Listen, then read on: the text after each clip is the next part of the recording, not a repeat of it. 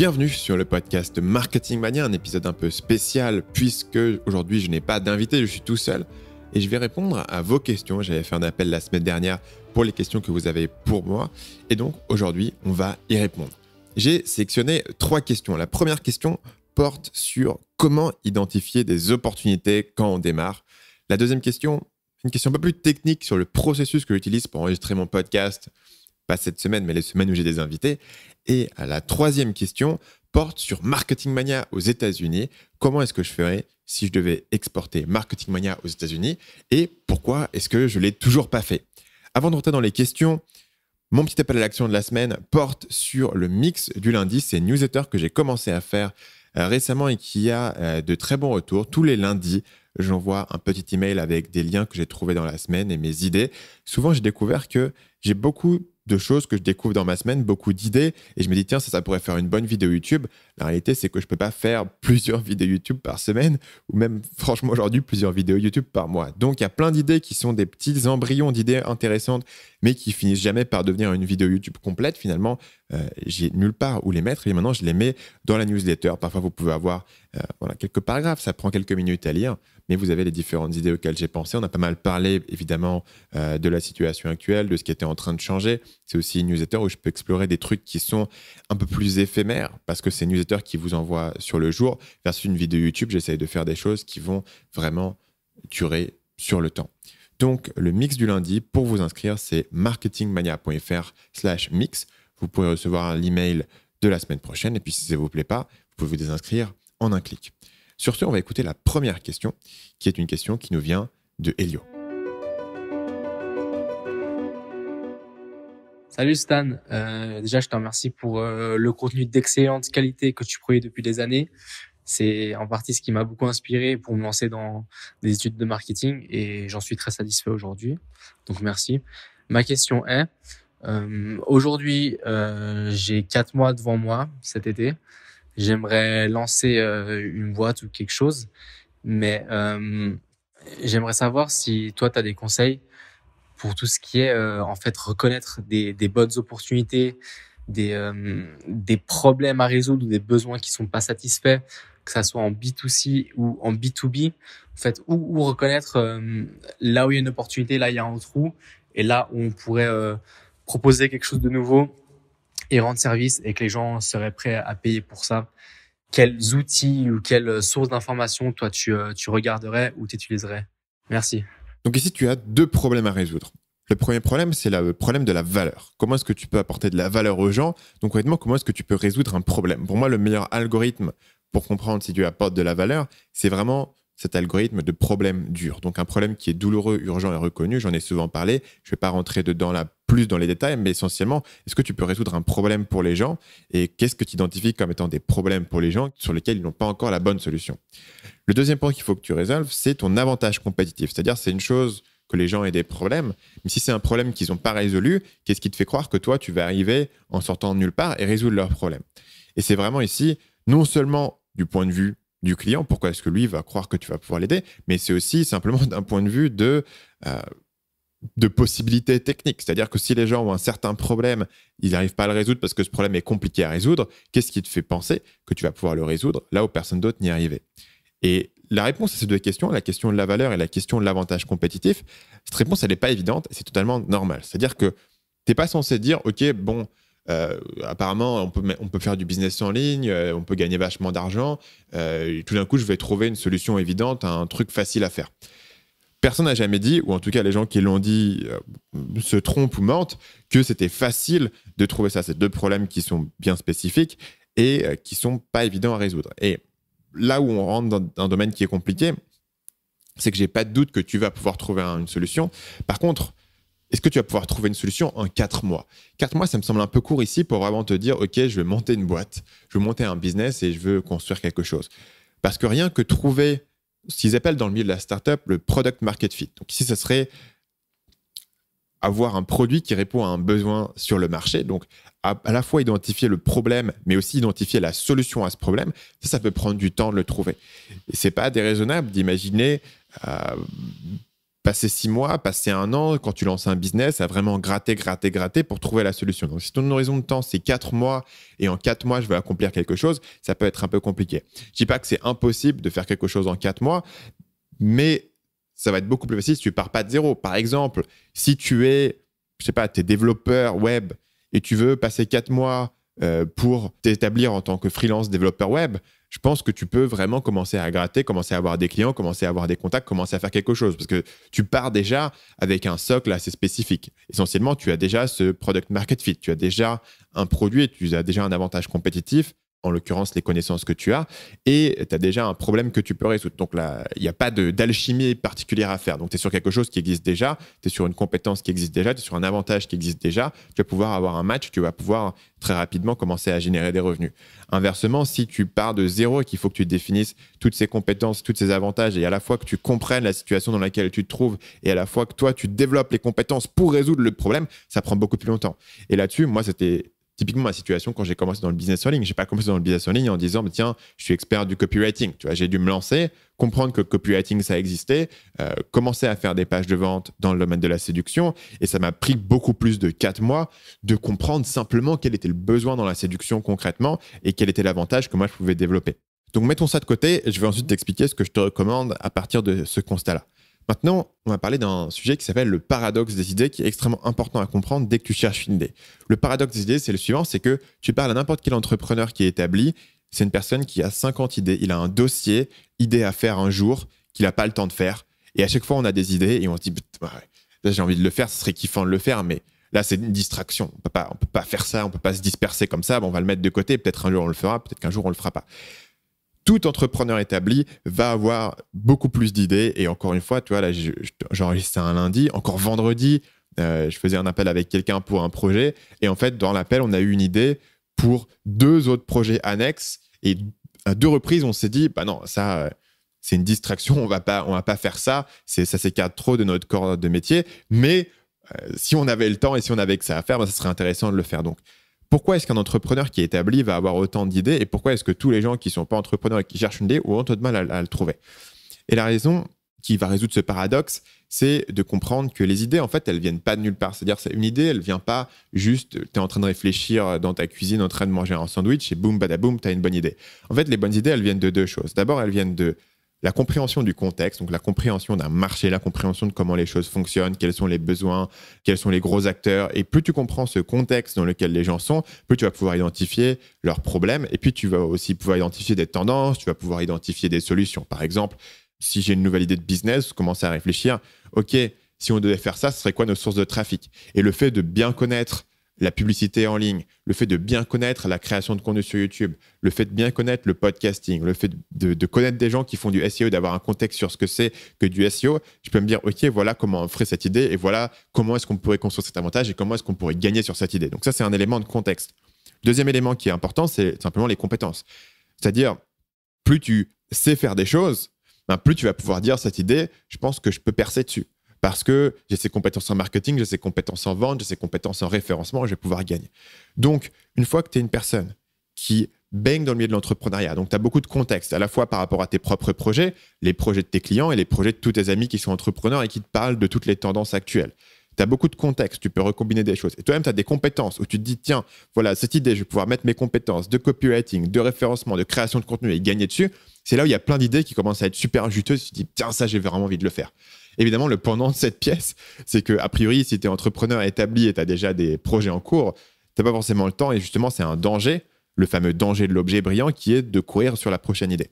Maintenant, si toi, aujourd'hui, tu n'as pas ce contexte, ces compétences, il faut comprendre que sur les 4 mois, je pense qu'il faut que tu établisses une stratégie qui est comment est-ce que j'obtiens ce contexte et ces compétences.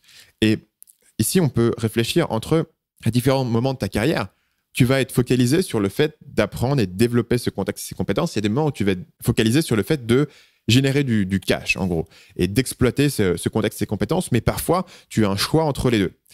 C'est quelque chose que mon père m'avait dit au moment où j'ai fait mon premier stage, c'est-à-dire ça sert à rien dans un stage d'optimiser pour gagner le plus d'argent dans ton stage. Ça n'a aucun sens parce que fondamentalement, sur l'échelle de ta carrière, il vaut beaucoup mieux faire un stage qui a du potentiel, qui va t'apprendre des choses qui vont t'amener sur quelque chose après, plutôt que faire un stage qui est un peu mieux payé, mais où tu ne vas pas apprendre grand-chose. puisque l'objectif du stage, finalement, c'est de développer ce contexte, développer ses compétences. En l'occurrence, dans le cadre professionnel, mais c'est aussi le cas dans un cadre entrepreneurial.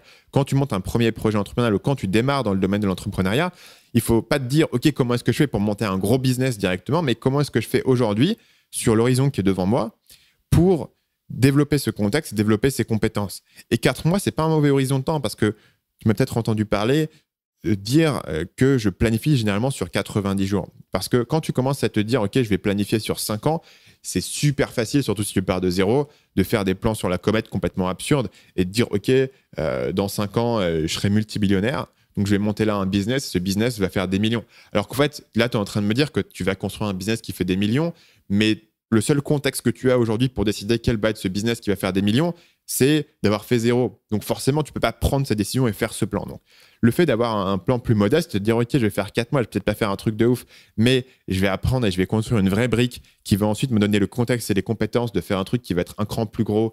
Après ça, te focaliser sur apprendre, développer le contexte, développer les compétences. Encore une fois, ce n'est pas totalement obligé, si tu as 4 mois devant toi, selon ta situation de vie, de faire ça. Par exemple, encore une fois, si tu as des compétences bien spécifiques, j'ai donné tout à l'heure l'exemple du web développeur qui sait faire des applications web et qui va faire 4 mois de freelance, bah lui, non seulement en 4 mois de freelance, il va pouvoir faire du cash, mais il va aussi potentiellement, s'il choisit le bon projet, non seulement faire du cash, mais aussi peut-être développer le contexte, par exemple de travailler dans une boîte, de comprendre comment est-ce que ça fonctionne, de comprendre un petit peu le marketing qui se trouve autour, etc. S'il se débrouille bien, peut-être qu'il peut sacrifier un peu de cash ou peut-être pas, et développer un peu plus de contexte sur le marché dans lequel il se fait. Donc souvent, tu vas avoir différents choix entre différentes choses que tu peux faire, et certains vont te payer plus, d'autres vont t'enseigner plus, et quand tu démarres, souvent, il vaut mieux miser sur le fait d'apprendre. Ça n'empêche pas de se faire payer, mais c'est un trade-off, c'est un équilibre à choisir entre les deux. Et souvent, c'est ici, sur le long terme, que ça fonctionne le mieux. Donc, ici, je vais te donner une anecdote. C'est que moi, quand j'étais au lycée, à chaque fois, j'avais un mois pendant l'été où j'allais travailler dans une entreprise. Enfin, plutôt, je l'ai fait 2 fois. Je l'ai fait sur mes 2 dernières années de lycée. Pendant un mois, pendant l'été, j'ai travaillé dans une entreprise. Et il s'avère que l'entreprise dans laquelle je travaillais, c'était une entreprise qui faisait des sites web. Et ce que je faisais toute la journée, et ça va faire rigoler les gens qui ont connu ça à l'époque, mais c'était que, essentiellement, j'écrivais des articles sur des random sites qu'ils avaient et je soumettais des liens vers ces sites à des annuaires en ligne. C'est un truc qui a quasiment disparu aujourd'hui.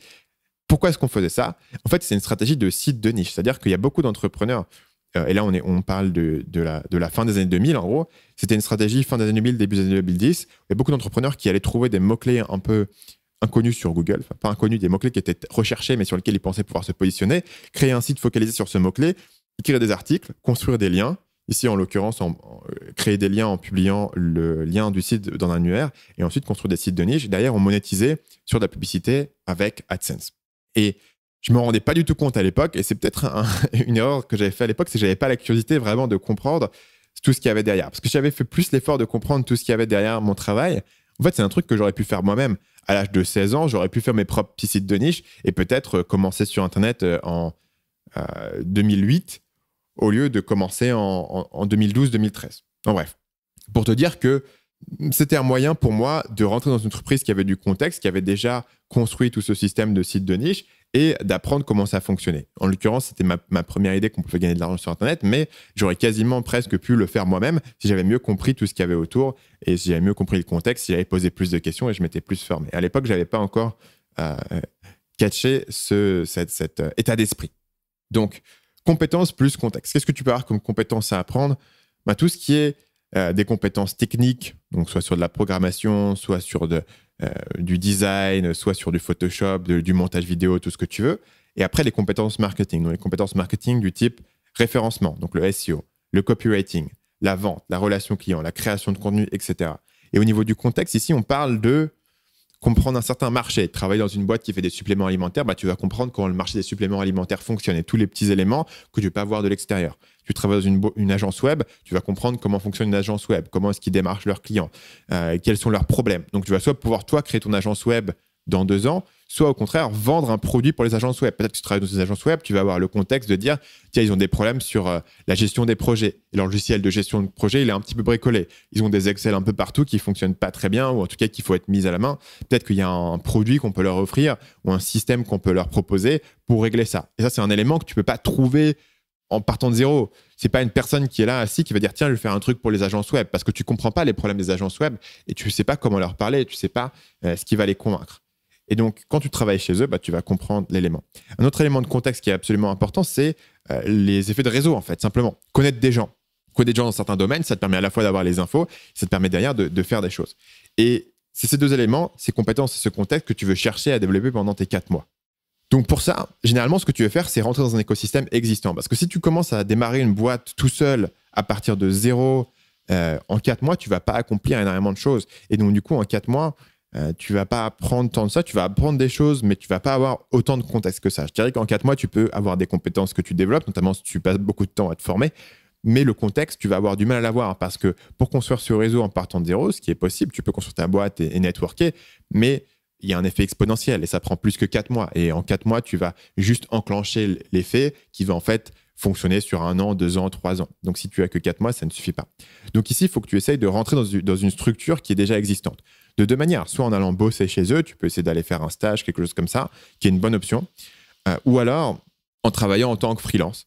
Et là, en tant que freelance, tu peux essayer de trouver une certaine compétence et, par exemple, proposer aux gens des projets tests, travailler un petit peu gratuitement pour eux, etc. Encore une fois, ici, tu cherches à développer les compétences, à avoir de la pratique et à avoir du contexte, peut-être en sacrifiant un petit peu le revenu sur le court terme. Parce que si tu veux faire du freelance sur le court terme et faire payer tes projets à un bon prix en partant de zéro, tu vas passer finalement beaucoup de temps à attendre le bon client. Alors que si tu fais des projets, effectivement, tu te fais payer peut-être un peu moins que ce que tu pourrais faire payer sur le long terme, mais ça te permet d'avoir des projets et d'avancer, de mettre les pieds dans le truc. Tu vas apprendre, tu vas gagner du contexte. Encore une fois, est-ce que sur 4 mois, le but, c'est de maximiser tes revenus et de gagner quelques centaines ou quelques milliers d'euros en plus? Je ne pense pas.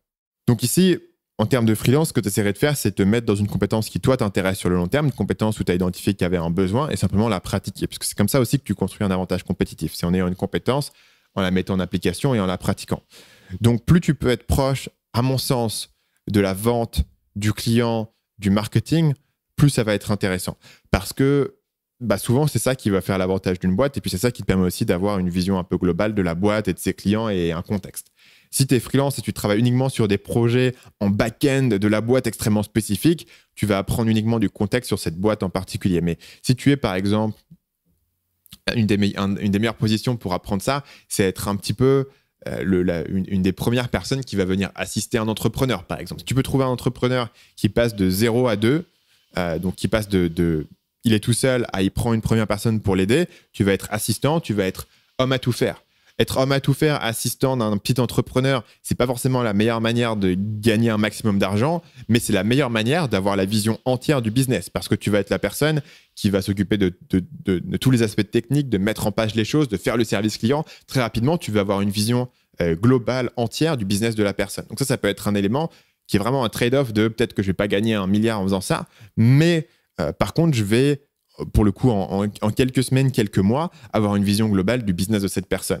Inversement, si tu travailles dans une énorme boîte, tu vas avoir un certain élément de contexte en travaillant dans cette boîte, mais le contexte ne sera pas aussi global. Tu ne pourras pas, en quelques mois, comprendre l'ensemble de comment la boîte fonctionne et de comment est-ce que tu pourrais refaire la même chose tout seul.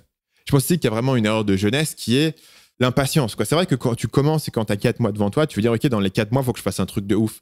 En réalité, c'est réalistiquement, il y a peu de chances que dans les 4 mois, tu fasses un truc de ouf. Maintenant, il faut que tu penses sur un horizon de 2 à 3 ans. Et ça, c'est quelque chose, c'est un conseil que moi, je te donne, que moi, je n'ai pas suivi à l'époque. C'est-à-dire que quand j'ai commencé, j'avais aussi cette idée qu'il fallait que je fasse un truc de ouf et il fallait que je le fasse maintenant. Et ça m'a pris du temps de développer un horizon, un temps un peu plus long, de me dire, OK, ici, je pose mes pierres pour que dans 3 ans, 5 ans, j'ai vraiment compris les choses. Donc, si on récapitule ce qu'on a vu ici, si tu as 4 mois devant toi et que ton objectif final, c'est de monter une boîte, il y a 2 problèmes que tu dois résoudre. Le premier, c'est le problème de la valeur. Comment est-ce que tu peux apporter de la valeur à une entreprise? Comment est-ce que tu peux résoudre un problème pour un client? Deuxième problème, c'est le problème de l'avantage compétitif. Et je pars du principe qu'actuellement, tu n'as résolu 0 de ces 2 problèmes. C'est-à-dire que tu n'as pas compris ce que tu allais apporter, le produit que tu allais obtenir, et tu n'as pas compris comment est-ce que tu allais être meilleur que tes concurrents dans ce domaine. Donc ici, il faut que tu trouves 2 choses pour pouvoir trouver des bonnes idées. Le premier, c'est du contexte. C'est comprendre un marché, comprendre comment les entreprises fonctionnent, comprendre les besoins d'un client, comprendre comment les choses fonctionnent, gagner un petit peu d'expérience de comment est-ce que les rouages de la machine tournent. Le deuxième élément que tu dois obtenir, c'est des compétences. Tu dois devenir bon sur une certaine compétence. Tu dois apprendre à faire quelque chose, que ce soit du copywriting, que ce soit de la vente, que ce soit des compétences techniques, que ce soit des compétences de relation client. Tu dois pouvoir obtenir ces compétences. Donc, focalise-toi sur le fait d'apprendre ces éléments de contexte, ces éléments de compétences, plutôt que générer du cash sur le court terme. Et la meilleure manière de le faire, c'est de trouver un moyen de t'intégrer dans une organisation, dans une entreprise, dans un système qui est existant, soit en te faisant engager, soit en tant que stagiaire, soit en tant que freelance.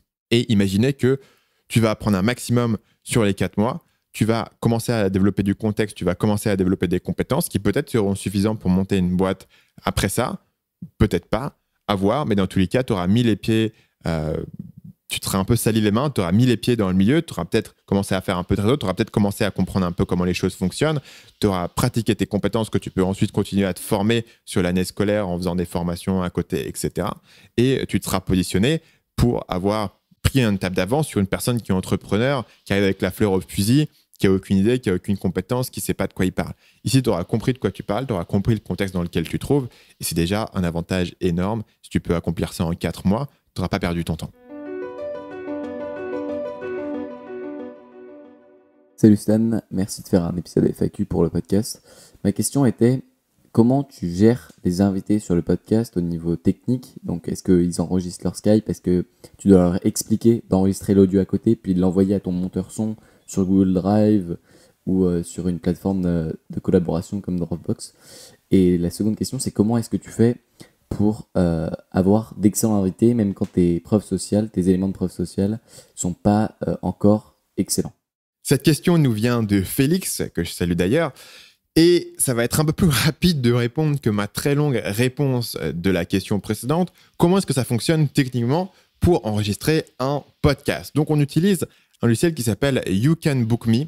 Il y a aussi un logiciel qui s'appelle Calendly qui fait la même chose pour prendre les rendez-vous et gérer les créneaux. Ça permet aussi d'envoyer automatiquement des mails de relance à l'invité. Ce n'est pas dans la question de Félix, mais je te le donne. Donc, on va envoyer le lien vers la personne. Il peut voir mon calendrier, voir les disponibilités que j'ai et prendre directement rendez-vous avec moi. Et quand il prend rendez-vous, ça le bloque sur mon calendrier et ça lui envoie une invitation sur son calendrier de manière totalement automatisée.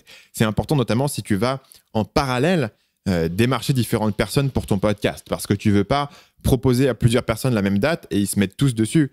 Mais inversement, tu ne veux pas non plus bloquer X date pour la personne. Donc là, si la personne clique dessus, c'est bloqué automatiquement sur ton calendrier. On va automatiser dans You Can Book Me des emails de relance à la fois pour que la personne n'oublie pas le rendez-vous, mais aussi pour lui donner des instructions en termes de préparation, essentiellement des instructions en termes de si tu as un bon micro, amène ton micro, et il faut que tu aies des écouteurs et il faut que tu sois dans un endroit calme pour pouvoir enregistrer. Ce qui n'est pas mon cas d'ailleurs aujourd'hui avec les travaux que j'ai à l'extérieur de mon bureau, mais je pense que ça n'arrive pas sur l'enregistrement. Si c'est le cas, vous vous plaindrez aux constructions du métro de Bangkok.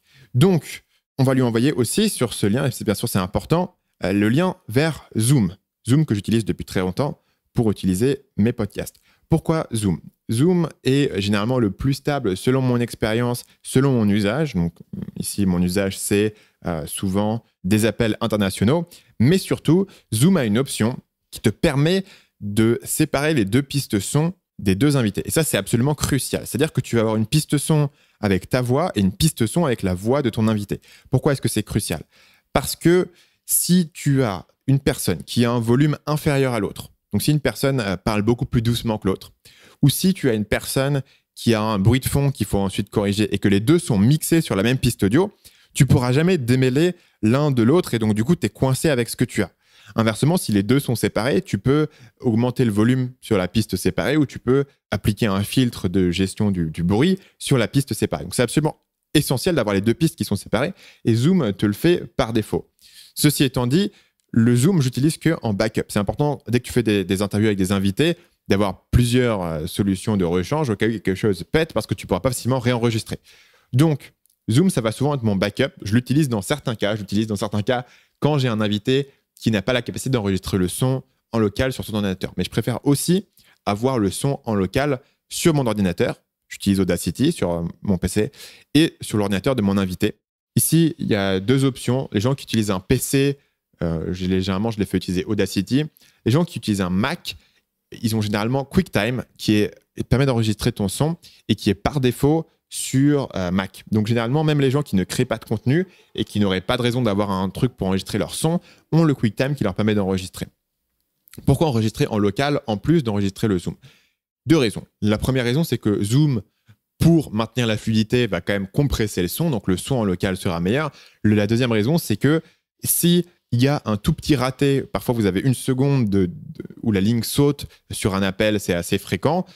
Si vous enregistrez sur Zoom, ça va enregistrer en local chez moi. Donc s'il y a un problème dans la ligne de mon invité pour arriver chez moi, ça va se retrouver sur l'enregistrement final. Inversement, si on enregistre en local sur chacun des PC, aucun problème de connexion se retrouvera sur l'enregistrement final.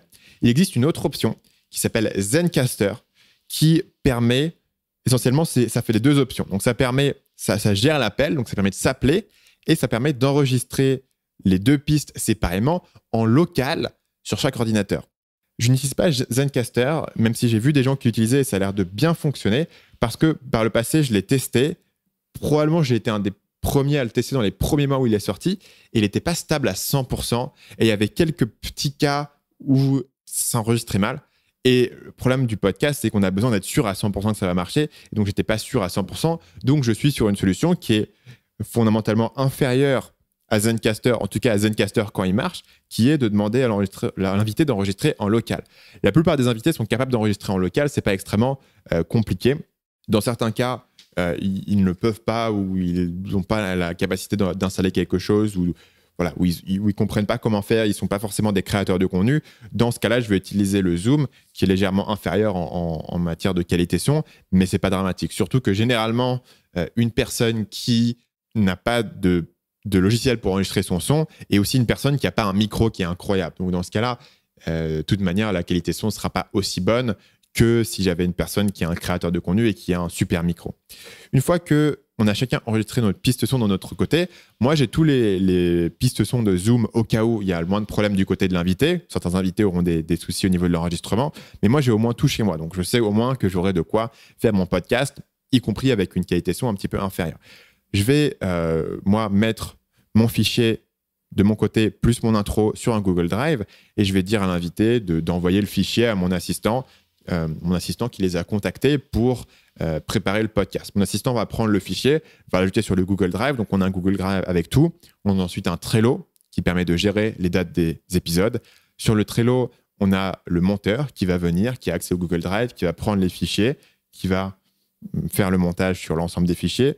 En général, on a 3 fichiers, l'intro que je fais tout seul, le son de mon côté et le son du côté de mon invité. Le monteur va mélanger tout ça, va remettre le fichier fini sur le Google Drive et ensuite mon assistant éditorial va récupérer ce fichier et va le mettre en ligne.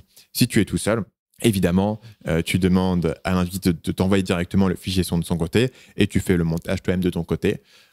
Ça fonctionne bien, c'est relativement simple. La plupart des gens qui sont susceptibles d'être interviewés sur un podcast de marketing web sont suffisamment techniques pour comprendre comment enregistrer un fichier et te l'envoyer. Si tu es sur une personne qui est totalement paumée et qui n'est même pas capable de faire ça, tu peux simplement le faire sur le Zoom et enregistrer le Zoom des 2 côtés. Et une fois que tu as les pistes séparées, tu peux quand même faire quelque chose qui est relativement clean. Salut Stan, ma question c'est quelle serait ta stratégie marketing si tu devais recommencer Marketing Mania en 2020 aux États-Unis? Donc ce que j'entends par ça, c'est quel serait ton angle au niveau du contenu que tu crées? Quel produit est-ce que tu vendrais? Est-ce que tu continuerais de vendre des formations ou bien est-ce que tu choisirais quelque chose d'autre? Et comment est-ce que tu ferais en sorte de promouvoir ce contenu? Donc, on était sur une question de Alexandrou et merci pour ta question. Je vais répondre en 2 phases. La première chose, c'est que je vais commencer par répondre à ta question et ensuite, je vais t'expliquer pourquoi est-ce que je ne le fais pas. Pourquoi est-ce que Marketing Mania n'est toujours pas aux États-Unis à date de juin 2020.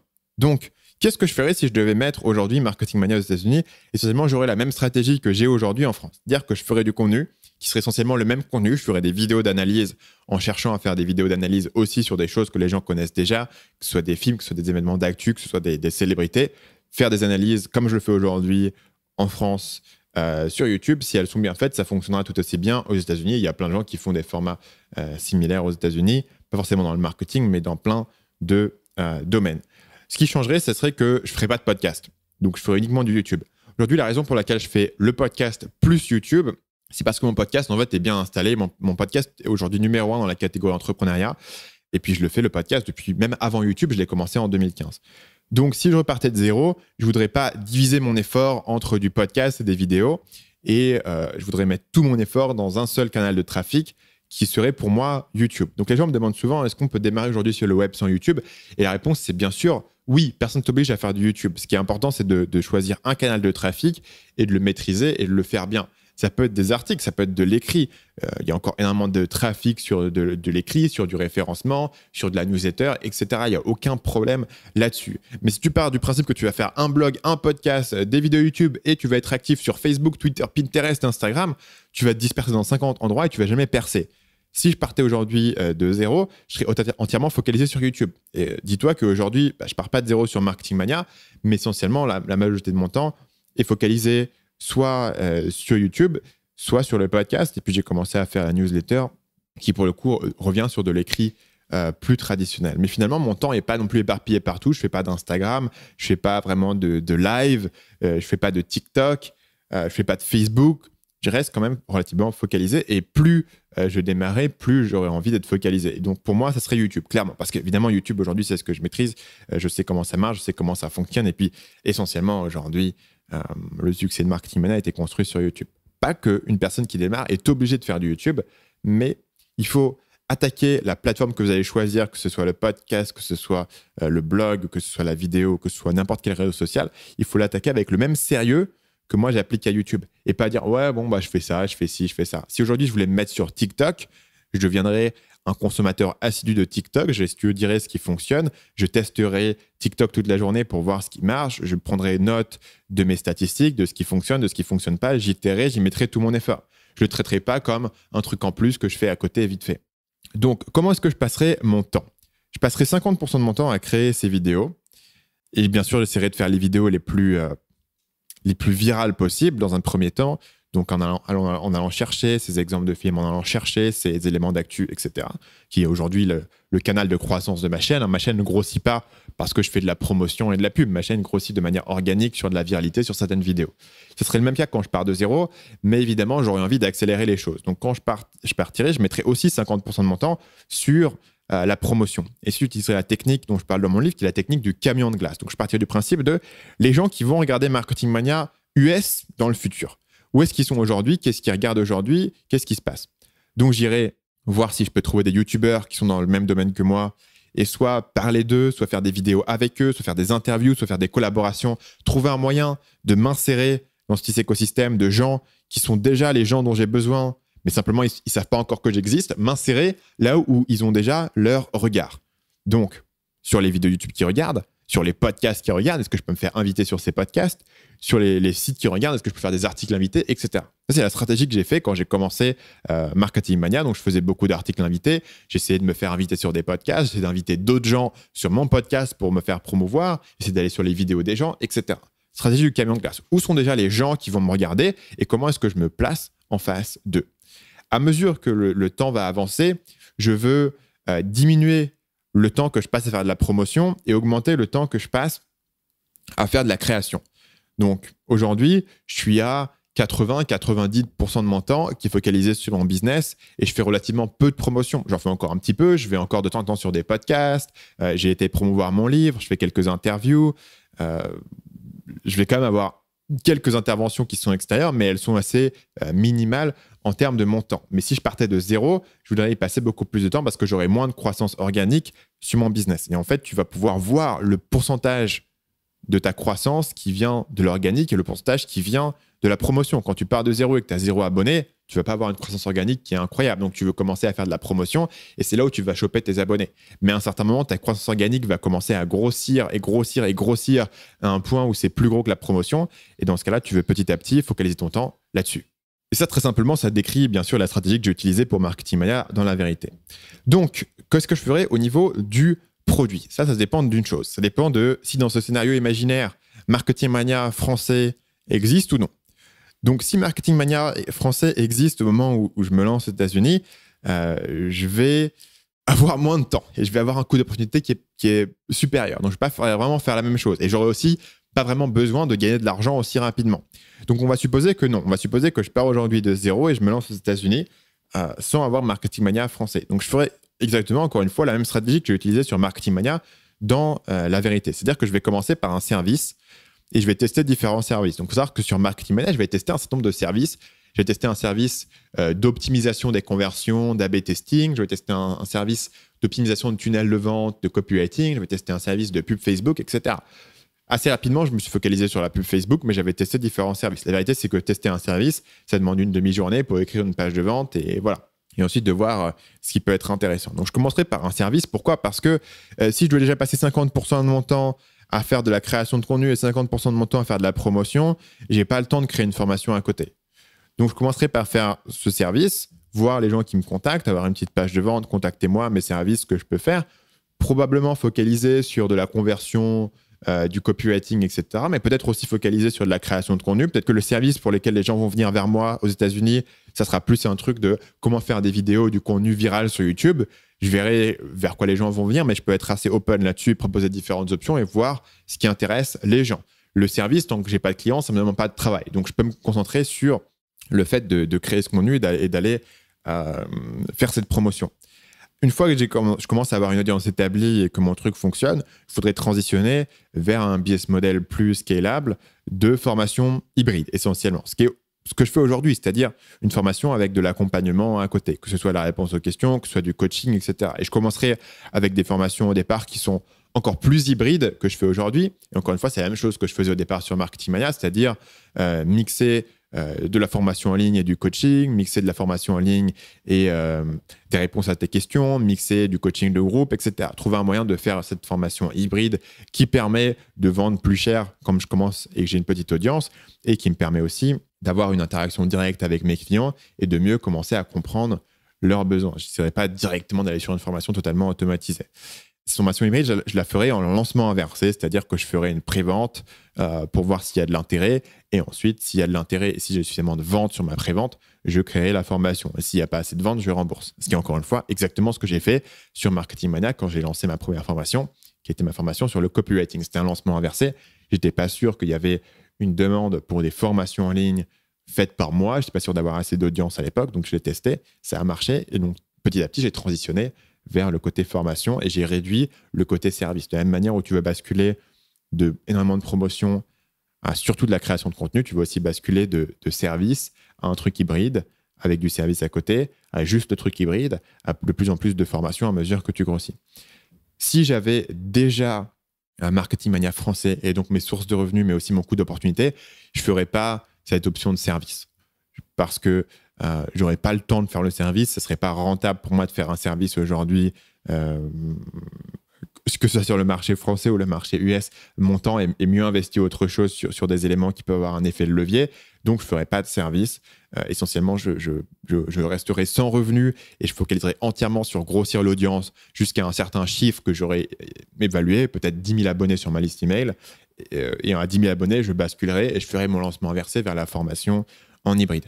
Pour une personne qui part de zéro, ça n'a pas de sens d'attendre 10 000 abonnés avant de monétiser. Il faudrait me monétiser beaucoup plus tôt. Mais dans mon cas, je me dis, tiens, pourquoi est-ce que je vais perdre mon temps à monétiser ce truc-là aux US si j'ai déjà un truc en France qui est 100 fois plus gros.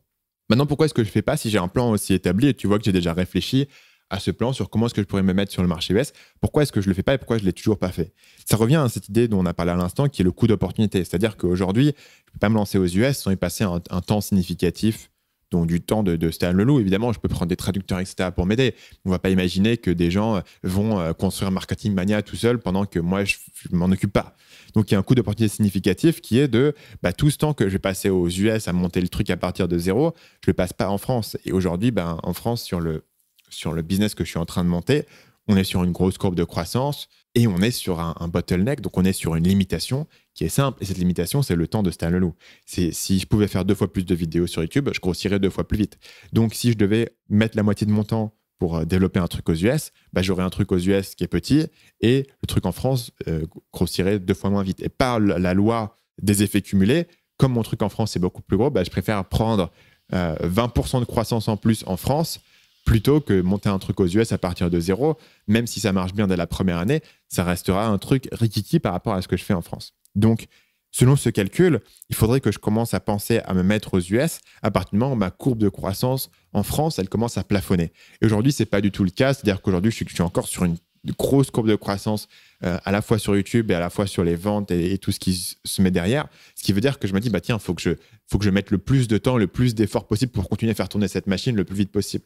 Si un jour, elle était sur un plateau, je commencerais à me dire, tout l'effort en plus que je mets dans cette machine-là, je suis sur un plateau de toute manière, je n'augmente pas. Donc, est-ce que je peux mettre mon effort sur quelque chose qui aura un plus gros effet de levier? Est-ce que ce plateau arrivera un jour? Probablement. Il n'y a pas de raison de penser que Marketing Mania, sur son modèle actuel, pourra grossir de manière infinie. Donc, il y a un jour, probablement, j'arriverai à un niveau de maturité où je ne grossis pas aussi vite. Et dans ce cas-là, je commencerai vraiment sérieusement à réfléchir à ça. Est-ce que je le fais aux US? Est-ce que je monte d'autres projets à côté? Il y a plein d'autres idées que j'ai qui ne sont pas faire la même chose que je fais, mais aux US, et qui sont peut-être plus intelligentes à faire. Et pourquoi est-ce que ça serait plus intelligent de faire autre chose? Parce que en France, je garde mon audience. Même si je vais faire un projet qui est annexe, où je te lance un nouveau projet, et j'aurai peut-être des annonces là-dessus dans le futur, et peut-être que les gens qui auront écouté cet épisode se diront « Ah tiens, je comprends pourquoi il a fait ça », ça fait levier sur mon audience existante. C'est une manière pour moi de continuer à grossir. Plutôt nécessairement que d'aller aux US, parce que les US, essentiellement, c'est comme si je lançais aujourd'hui un site dans le domaine de la nutrition. Certes, j'ai des compétences marketing en termes de création de contenu, en termes de comment vendre, en termes de comment attirer une audience qui vont m'aider à réussir dans la nutrition. Mais ça reste repartir de zéro et gratter en partant de zéro. En l'occurrence aux US, donc la différence, c'est que personne ne me connaît, etc. J'ai des compétences, mais je n'ai pas forcément d'avantages particuliers. Alors que si demain, je lance des choses qui sont connectées à Marketing Mania FR directement et qui font levier sur l'audience, qui font levier sur mon équipe, etc., là, j'ai un avantage directement sur n'importe quel projet annexe que je vais prendre. Et c'est probablement là qu'il y a plus de sens d'investir mon énergie, en tout cas sur le court terme. Il faut savoir que vendre des formations, c'est le business qui est le plus compliqué à internationaliser. Pourquoi? Parce que tu as besoin d'absolument tout traduire, de tout traduire l'ensemble de ta formation. Imagine, tu vends du e-commerce. Tu vends, je sais pas, des chaussures faites par des artisans dans la Meuse, en cuir spécial, qui vient d'Italie. Tu veux vendre ça aux US, il suffit de résoudre le problème logistique de comment est-ce que tu vas envoyer aux US sans que ça prenne 3 semaines. Et il suffit de traduire ton site. Mais traduire ton site, tu peux faire ça en 3 jours. C'est pas extrêmement compliqué de traduire ton site, traduire ton marketing. Même moi, dans mon cas, je pourrais facilement traduire mon site, mon marketing et même mes vidéos. Mais entre traduire mon site, mon marketing, mes vidéos et traduire les dizaines et les dizaines et les dizaines d'heures de formation que j'ai, c'est absolument délirant. Le deuxième facteur, c'est évidemment le facteur de la personnalité. Une des choses qui fait que Marketing Mania fonctionne aujourd'hui, c'est aussi parce que les gens me connaissent. Et les gens me connaissent depuis des années. Il y a des gens qui me connaissent depuis 2015, 2016, 2017. Il y a beaucoup de gens qui me connaissent depuis plusieurs années. Si je repars de zéro, ça va me prendre 5, 4, 3 ans de reconstruire ce même niveau de confiance. Et ça, ce n'est pas quelque chose que je peux court-circuiter avec des super techniques de copywriting. Ça va juste prendre du temps d'établir le même niveau de confiance. Évidemment, ce niveau de confiance et de familiarité est plus important pour une formation, parce que tu as envie de te former avec quelqu'un que tu connais et que tu apprécies, plutôt que si tu vendais un logiciel, par exemple. Si tu vends un logiciel, c'est assez facile de traduire l'interface de ton logiciel, c'est assez facile de traduire ton site marketing, et en jour 1, tu peux le vendre, et tu n'es pas plus avantagé ou désavantagé de quelqu'un d'autre qui a toujours été sur le marché américain. Finalement, dans le domaine de la formation, il y a vraiment les facteurs culturels. Mes formations, elles sont adaptées sur ce qui fonctionne sur le marché français, donc non seulement il faudrait les traduire, mais il faudrait changer les techniques qui sont à l'intérieur. Il faudrait que j'apprenne les différences entre le marché américain et le marché français, sur lesquels j'ai quelques notions aujourd'hui et je comprends plus ou moins comment ça fonctionne. Mais si je repartais de zéro sur le marché américain, n'ayant jamais fait de gros business sur le marché américain, il faudrait que j'adapte l'ensemble de mes formations. Donc essentiellement, il faudrait que je reconstruise un business à partir de zéro. Et il y a évidemment plein d'éléments que je pourrais récupérer sur le business français. Mes idées, mes compétences, plein de choses. Mais le boulot d'adaptation serait absolument colossal. Essentiellement, ça serait un business différent. Là où si tu as un logiciel qui est vendu dans différents pays ou un produit e-commerce qui est vendu dans différents pays, ça reste le même business. Ici, il faudrait séparer les choses, avoir un mur entre les deux, créer un autre business sur le marché américain qui fonctionne de manière indépendante et qui, bien sûr, consomme beaucoup de temps. Donc, est-ce que je vais le faire finalement? Je pense qu'il y a une bonne chance que je le fasse tôt ou tard. Notamment, ça peut être connecté à ce que je t'ai dit tout à l'heure sur le fait qu'il y a d'autres produits que je pourrais avoir envie de lancer liés à Marketing Mania, mais aussi que ces autres produits serait peut-être plus facile à internationaliser. Donc, si je me retrouve à faire ce qui a toujours été mon objectif, et j'en ai souvent parlé sur le podcast, de faire de Marketing Mania, utiliser la plateforme et l'audience que j'ai aujourd'hui, pas seulement pour faire plus de vidéos et pas seulement pour faire plus de formations, mais aussi pour pouvoir lancer des projets qui sont annexes et utiliser mon avantage lié à mon audience pour pouvoir lancer des projets qui sont annexes, soit en tant qu'investisseur, soit avec mon équipe actuelle. Dans ce cas-là, ça peut devenir intéressant de se dire, tiens, on a des produits qui, là, peuvent beaucoup plus facilement s'internationaliser. Et donc, est-ce qu'on peut les traduire? Et dans ce cas-là, est-ce qu'on peut juste traduire le marketing, traduire les vidéos, pas avoir besoin de traduire l'ensemble des formations? Peut-être qu'on ne vend pas de formation parce qu'on a un autre produit à vendre. Et donc, du coup, c'est beaucoup plus facile de traduire. Ça prend beaucoup moins de temps. Le coût d'opportunité est beaucoup plus faible. Et bien sûr, ça fait levier sur quelque chose que j'ai déjà développé en France. Si c'est un nouveau produit, un business annex qu'on a développé et qui peut se vendre à l'étranger. Sur ce, c'est la fin de cet épisode FAQ. Merci à vous de m'avoir écouté jusqu'à la fin de l'épisode et merci à vous trois pour vos questions. Deux petites choses avant de terminer. Si vous avez envie d'avoir votre question dans un prochain épisode de la FAQ, vous pouvez envoyer votre question à faq@marketingmania.fr. Je pense que je le ferai dans un mois ou un mois et demi. Donc, si d'ici là, vous avez des questions, vous pouvez l'envoyer. De toute manière, vos questions seront conservées pour la prochaine FAQ qui va être faite. Pour envoyer votre question, vous avez deux options. Soit écrivez le texte dans le corps de l'email, ou alors, et c'est mieux, envoyez-moi un fichier son de 60 secondes ou moins avec votre question que je pourrais passer dans l'épisode. Vous avez vu aujourd'hui, j'aime bien passer les questions qui sont en audio parce qu'évidemment, ça passe mieux en audio. Et comme je suis un peu tout seul à parler dans mon coin, j'aime bien avoir une voix extérieure qui vient me bercer, qui vient me poser une question. Dernière chose, si vous avez envie de lire ma newsletter chaque lundi qui s'appelle le Mix du lundi, j'envoie chaque semaine des liens intéressants, des observations, des petites analyses qui ne sont pas assez grosses pour faire une vidéo, mais qui sont intéressantes en tant que telles. C'est le Mix du lundi. Et pour vous inscrire, c'est marketingmania.fr/mix, M-I-X, marketingmania.fr/mix. On se retrouve la semaine prochaine pour un nouvel épisode du podcast Marketing Mania, sur lequel je serai rejoint à nouveau par un invité que je ne vous révèle pas aujourd'hui. Ça sera à vous de cliquer sur le flux podcast mardi prochain pour le découvrir. À la semaine prochaine.